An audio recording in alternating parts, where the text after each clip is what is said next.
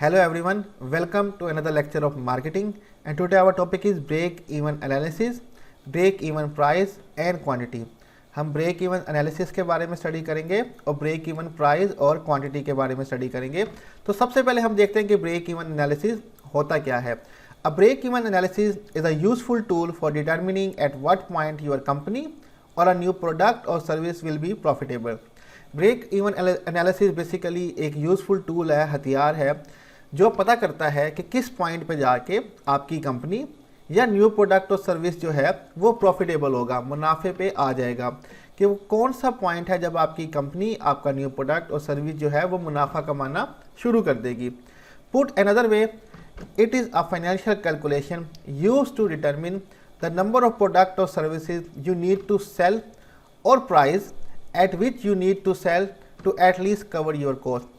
अगर हम इसको दूसरे अल्फाज या दूसरे तरीके में देखें तो ये फाइनेंशियल मालियाती कैलकुलेशन है यूज टू डिटरमिन, जो ये पता करवाने के काम आती है द नंबर ऑफ प्रोडक्ट और services you need to sell, कि कितने प्रोडक्ट और सर्विसेज कंपनी को सेल करने हैं, और प्राइस या किस प्राइस पे सेल करने हैं, at which you need to sell, कि आपने जिस पे बेचने हैं, at least cover your cost, कि वो अपने आपके अखराजात पूरे कर ले।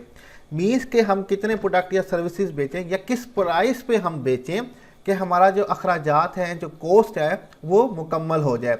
हम इसको आगे जाके एग्जांपल के थ्रू भी चेक करेंगे। Marketers need to understand break even analysis because it help them choose the best pricing strategy and make smart decision about short term and long term profitability of a product. अब marketers को ये break even analysis understand करना बहुत ज़रूरी है, because ये helpful होती है चूज़ करने के लिए कौन सी बेस्ट स्ट्रेटजी है उन प्रोडक्ट और सर्विसेज के लिए, ताकि वो डिसीजन ले सकें शॉर्ट टर्म या लॉन्ग टर्म प्रॉफिटेबिलिटी के लिए अपने प्रोडक्ट के ऊपर। और जिस पॉइंट पे जाके कंपनी का प्रॉफिट और कॉस्ट बराबर हो जाता है, हम उसको ब्रेक इवन पॉइंट कहते हैं। तो ब्रेक इवन एनालिसिस बेसिकली ये पता करता है कि किस पॉइंट पे जाके कंपनी जो है वो मुनाफा कमाना शुरू करेगी, या कितने प्रोडक्ट हमें चाहिए, या उन प्रोडक्ट की कितनी प्राइस रखें कि हमारा जो अखराजात हैं वो बराबर हो जाए हमारे प्रॉफिट के। आगे चलते हैं, understanding of break even analysis in detail. हम ब्रेक इवन एनालिसिस को डिटेल में स्टडी करते हैं थोड़ा सा। सबसे पहले देखते हैं the break even price is a price that will produce enough revenue to cover all the cost at the given level of production. At the break even point there is neither profit और loss. Break even price basically वो price है जो produce करती है enough revenue, इतना revenue मुनाफा produce कर लेती है कि वो कवर अप कर they all the cost at the given level of production. कि सपोज के हमने कुछ प्रोडक्ट्स बना दिए हैं, ठीक है, ये तय नहीं किया था कि कितने बनाने हैं, सपोज करें कि 40 बन गए हैं, और हमने अब देखना है कि हमारा खर्चा कितना आया उन 40 प्रोडक्ट को बनाने में। अब हम क्या प्राइस रखें कि जो हमारा कॉस्ट है, जो हमारा खर्चा है, वो पूरा कवर अप हो जाए। तो वो जो प्राइस हम रखेंगे अपनी कॉस्ट को कवर अप करने के लिए, वो ब्रेक इवन प्राइस होगी, कि वो हमारी कॉस्ट और प्रॉफिट को इवन कर देगी। At the break even point, break even point के ऊपर there is neither profit no loss, ना ही मुनाफा होगा ना ही लॉस होगा। इस मीन के कंपनी कुछ प्रोडक्ट बना लेती है कि सपोज करें 40 या 50 प्रोडक्ट्स बना लिए, और उनके लिए एक कॉस्ट, उनका खर्चा आ गया है कि इतना हमें खर्चा लग गया है। तो अब हम उन प्रोडक्ट की कितनी प्राइस रखें कि जो हमारी कॉस्ट है वो पूरी हो जाए। वो जो प्राइस होगी वो ब्रेक इवन प्राइस कहलाएगी। सेकेंड हमारे पास है the break even quantity. The break even quantity is the number of incremental units that the firm need to sell to cover the cost of marketing program और other type of investment. If the company sell more than the BEQ break even quantity, then it not only has made its money back but is making additional profit as well. अब break even quantity is a number of incremental units. एक अजाफी units होते हैं product के जो बनाए जाते हैं कि फर्म नीड टू सेल, जो फर्म को बेचना ज़रूरी है कि वो कवर अप कर सके अपने तमाम कॉस्ट, चाहे वो मार्केटिंग प्रोग्राम की हों या सरमायाकारी की हों या रॉ मटेरियल ख़रीदने को हों। If company sell more than BEQ, अगर कंपनी जो है वो ब्रेक इवन क्वांटिटी से ज़्यादा प्रोडक्ट सेल कर देती है, तो ना वो जस्ट अपने पैसे कवर अप करेगी कॉस्ट के, बल्कि उसको एडिशनल प्रॉफिट भी होगा। समटाइम हम ये कर देते हैं कि जब कंपनी प्रोडक्ट्स बना रही होती है तो वो सोच लेती है कि मैंने ये प्रोडक्ट जो है ये $2 का सपोज करें बेचना है, तो अब मेरे पास रॉ मटेरियल आ चुका है और ये इतने इसका खर्चा आया है, कॉस्ट इसकी इतनी ज़्यादा आ गई है, अब प्राइस मेरे पास इतने हैं, तो मैं कितने प्रोडक्ट्स बनाऊं कि और उनके प्राइस इतने हों कि मेरा कॉस्ट जो है वो पूरी हो जाए और मुझे लॉस ना हो। तो वो क्वांटिटी जो प्रोडक्शन की होगी, कितने नंबर के हमने प्रोडक्ट बनाने, मीन कि कितनी अमाउंट ऑफ प्रोडक्ट्स हमने बनानी है कि हमें लॉस ना हो, हमारा कॉस्ट कवर अप हो जाए, उस क्वांटिटी को हम ब्रेक इवन क्वांटिटी कहेंगे। उस प्रोडक्शन की अमाउंट को हम ब्रेक इवन क्वांटिटी कहेंगे। तो ब्रेक इवन प्राइस बेसिकली वो प्राइस है कि जो हमने प्राइस रखनी है अपने प्रोडक्शंस की, अपने प्रोडक्ट्स की, कि हमारा जो कॉस्ट है वो कवर अप हो सके। और ब्रेक इवन क्वांटिटी बेसिकली वो क्वांटिटी है प्रोडक्ट्स की कि इतनी क्वांटिटी होगी हमारी प्रोडक्ट्स की कि हमारा कॉस्ट जो है वो कवर अप हो जाए, तो हम उसको ब्रेक इवन क्वांटिटी कहेंगे। एग्जाम्पल देखते हैं ताकि हमें और ज़्यादा अंडरस्टैंडिंग हो सके। Example of break even price, ठीक है, हम देख रहे हैं simple calculation of break even price और ब्रेक इवन क्वांटिटी। तो पहले हम देख रहे हैं example of break even price. Imagine that you decided a bake and sell cookies in the student union as a social event for students. Imagine कर लें कि आपने डिसाइड किया कि आप बेक करेंगे और बेचेंगे कुकीज़ स्टूडेंट यूनियन के अंदर, जो कि एक सोशल इवेंट है स्टूडेंट्स के लिए।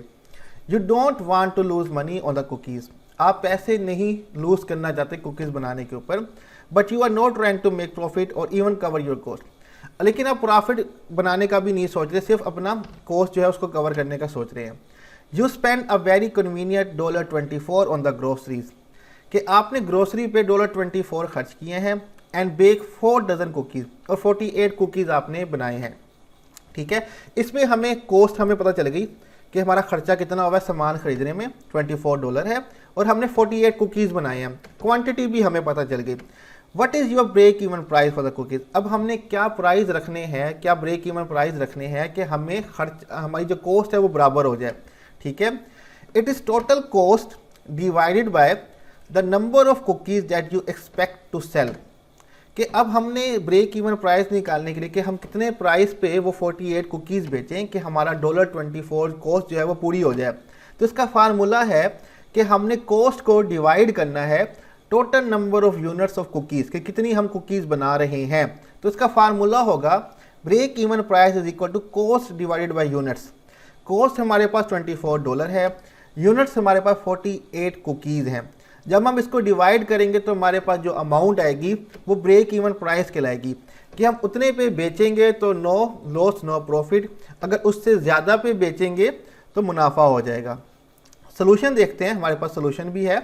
Using formula of break even price is cost divided by units, it would be 24 divided by 48 is equal to $0.50 और 50 सेंट पर कुकीज़। अगर हम एक कुकी 50 सेंट्स बेचेंगे, 50 सेंट्स की बेचेंगे या $0.50 की बेचेंगे, तो जब 48 कुकीज़ बिक जाएंगी तो हमारी जो कॉस्ट है वो कवर अप हो जाएगी, ठीक है। तो ये जो प्राइस है 0.50, ये ब्रेक इवन प्राइस है। अब आगे देखते हैं, what if you sell only 40 cookies. लेकिन अगर हम 48 की जगह 40 कुकीज़ बनाते, तब हमें कितने प्राइस रखने होते कि हमारी जो कॉस्ट है वो पूरी हो जाती, तब हमारी ब्रेक इवन प्राइस क्या होती। तो हम सेम फार्मूला अपनाएंगे कि हम कॉस्ट को टोटल यूनिट से डिवाइड कर देंगे। तो कॉस्ट हमारी वही ग्रोसरी की $24 है, हमारे पास जो अब यूनिट्स हैं वो 40 कुकीज़ हैं। जब हमने डिवाइड किया तो हमारे पास अमाउंट आई $0.60, तो यानी कि अब हमें पर कुकीज़ जो है वो $0.60 यानी कि 60 सेंट्स का बेचना पड़ेगा, तब ही हमारी कॉस्ट जो है वो कवर अप हो जाएगी। Your break even price goes up if you sell fewer cookies. अगर आप कम कुकीज़ बेचेंगे तो आपकी ब्रेक इवन प्राइस जो है वो बढ़ना स्टार्ट हो जाएगी, कि अगर आप $0.60 की पर कुकीज़ बेचेंगे तो आपकी कॉस्ट कवर अप हो जाएगी। तो ये तो ब्रेक इवन प्राइस की हमें समझ आ गई कि किस तरह से हमने करना है। आगे चलते हैं, हमारे पास example of break even quantity with solution. The formula of break even quantity is given below. Break even quantity in term of unit, कि हमें कितनी क्वांटिटी यूनिट्स बनाने हैं, कॉस्ट डिवाइडेड बाय प्राइस, कि अब हमने कॉस्ट को डिवाइड करना होगा प्राइस से। इट्स मीन कि हमें खर्चा बताया जाएगा, हमें प्राइस भी बता दी जाएगी, लेकिन हमें ये मालूम करना होगा कि हमें कितने यूनिट्स बेचने हैं कि हमारा जो कॉस्ट है वो कवर अप हो जाए। इन आवर कुकी एग्जाम्पल, हमारी वही पुरानी एग्जाम्पल है कुकी वाली। Once you have to spend 24 on grocery, आपने $24 खर्च किए थे ग्रोसरी पे, मीन्स के रॉ मटेरियल पे। यू नो यूर कॉस्ट, आपको आपके खर्चे का पता है, ठीक है। What if you plan to sell the cookies for $1 a piece. अब आपने डिसाइड कर लिया है कि आपने प्लान बना लिया है, मनसूबाबंदी कर लिया है कि आप एक कुकी $1 की एक पीस जो है कुकी का वो $1 की आप सेल करेंगे, तो आपको कितने कुकीज़ बेचने हैं कि आपकी कॉस्ट कवर हो जाए। According to the equation above, unit is equal to cost divided by price. In our case unit is equal to 24/1 और 24 कुकीज़। जो हमारी कॉस्ट है वो 24 है और प्राइस हमने 1 रख दी। जब 24 को 1 से डिवाइड करेंगे तो हमारे पास आंसर आएगा 24 कुकीज़। मीन के 24 कुकीज़ बेचेंगे तब ही जाके हमारे पास कॉस्ट जो है वो इक्वल हो जाएगी। सपोज कर लें कि 24 रुपीज़ ऑन ग्रोसरी खर्च हो गए कॉस्ट, और हमने तय किया कि हम जो एक कुकी है वो $0.50 की बेचेंगे, मीन्स के 50 सेंट की बेचेंगे। तो अगर अब हमें ब्रेक इवन क्वांटिटी निकालनी होती तो हम 24 को डिवाइड करते 0.50 से, तो हमारे पास आंसर आता 48। इट्स मीन कि हमें 48 कुकीज़ बेचनी पड़ती, तब जाके हमारी जो कॉस्ट है वो इक्वल हो जाती हमारी प्राइस के, मीन्स के हमारा खर्चा जो है वो कवर अप हो जाता। तो वो क्वांटिटी जो है 48 वो ब्रेक इवन क्वांटिटी कहलाती। तो आई होप ये आपको कॉन्सेप्ट समझ आ गया होगा कि ब्रेक इवन एनालिसिस क्या होता है, ब्रेक इवन प्राइस क्या होती है, ब्रेक इवन क्वांटिटी क्या होती है। तो अगर कोई भी क्वेश्चन हो आप मुझसे कमेंट में पूछ सकते हैं। इस स्लाइड्स का लिंक मैं डिस्क्रिप्शन में दे दूंगा, वहाँ से कॉपी कर सकते हैं। तो यहीं पे हम अपना लेक्चर जो है आज का वो ख़त्म करेंगे। अल्लाह हाफिज़।